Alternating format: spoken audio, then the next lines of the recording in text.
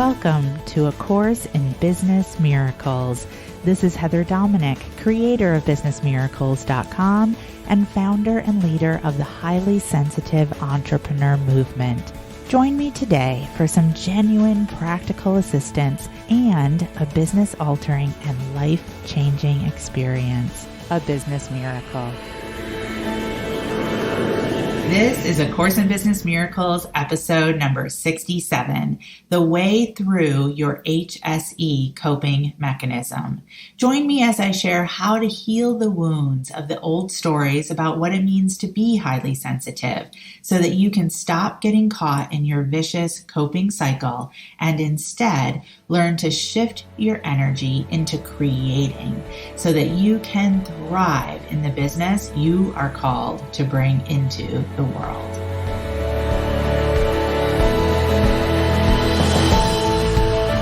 To go further and deeper into our coping mechanism, and most importantly, the way through our coping mechanism is the heart. And I want you to write that down. The way through your coping mechanism is by going into the heart. Each of us wants to believe that we can do it through our head alone, that if we just understand it, that should be enough. And as HSEs, we really can get off on hanging out in the cerebral. But if that's all it took, was understanding it intellectually, none of us would be in this room. We would be through it already. So again, the way through is the heart, because everything that's happening for you in your business is an expression of your relationship with yourself. And that's important to write down too. Everything that's happening with your business is an expression of your relationship with yourself. It's only you believing your thoughts. It's only you believing that you've been wronged in some way in your business, or that you're a victim of your business, or a victim of some other circumstances. But like I said earlier, your business is not happening to you. For each and every one of us, whatever it is that's not working right now in your business is an expression of your relationship with yourself. It's really about how you feel.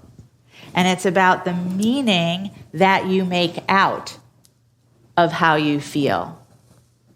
And when we're in the coping cycle, we're completely unaware of our feelings, right? We're unaware of what's creating them. And we just keep reacting to them. Around and around and around we go. And it's the reaction that brings us into the HSE shadows, that brings us into the coping mechanism, that then has us beating up on ourselves or collapsing and experiencing shame, and then soothing ourselves and justifying that soothing because that's what we need to do because we're highly sensitive and the world just doesn't get us. And then we start to recover, and we start to rebound, and then we're just right back in it the next time around.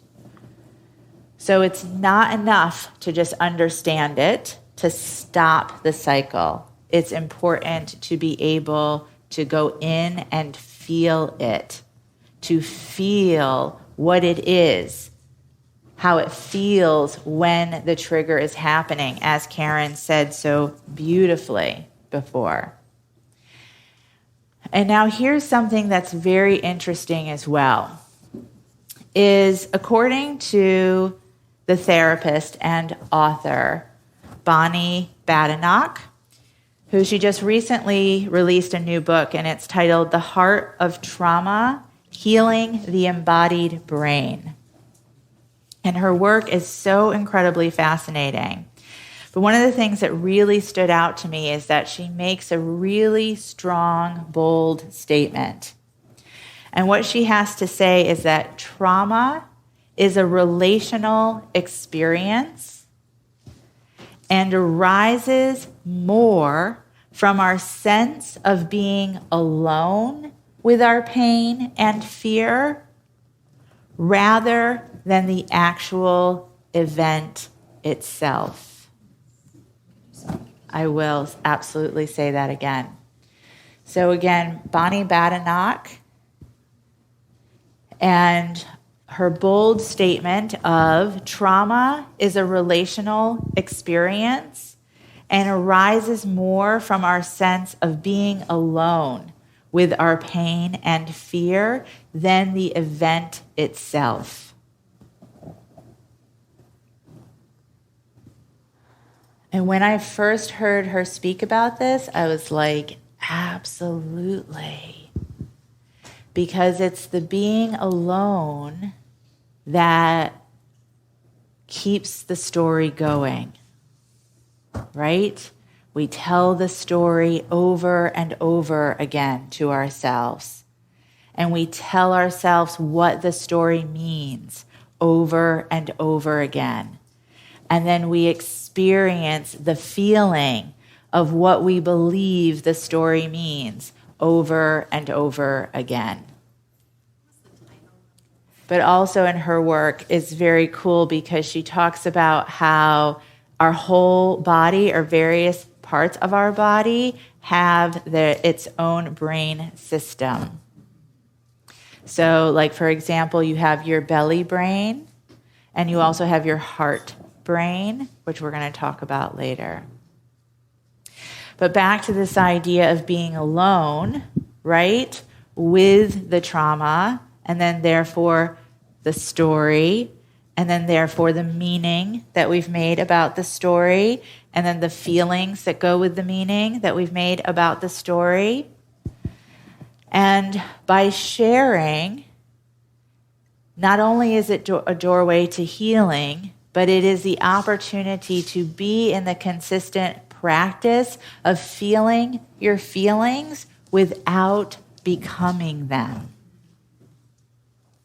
And that is the key in so many ways for those of us who are highly sensitive, is because we will have a feeling, and often it's, again, a trigger of a shadow. It's a trigger into our coping mechanism. It feels so strong because our system, our nervous system, is so overstimulated that we believe everything about this feeling. We believe that this feeling is the be-all and end-all, that this feeling is fact. And then we perpetuate it by giving it meaning and finding things that support that meaning and keep the story going. And again, around and around we go. And there is no way for this to not show up in your business. It is literally impossible to compartmentalize that. Everything that's not working for you in your business right now is about how you are in relationship with yourself. Like Wendy so beautifully said. I think it was really genius for her to language it. I built my business around my coping mechanism. Of course. Deep breath in and let it out. So just a little bit more about the bold statement by Bonnie Badenoch and the research that she has to back it up, and one story that really stuck out to me, which was research that was done about children soldiers in Nepal. So these are children who are sent to war from the ages of 5 to 14. talk about trauma. And the research that was done showed the results of what happened when the children came back from war.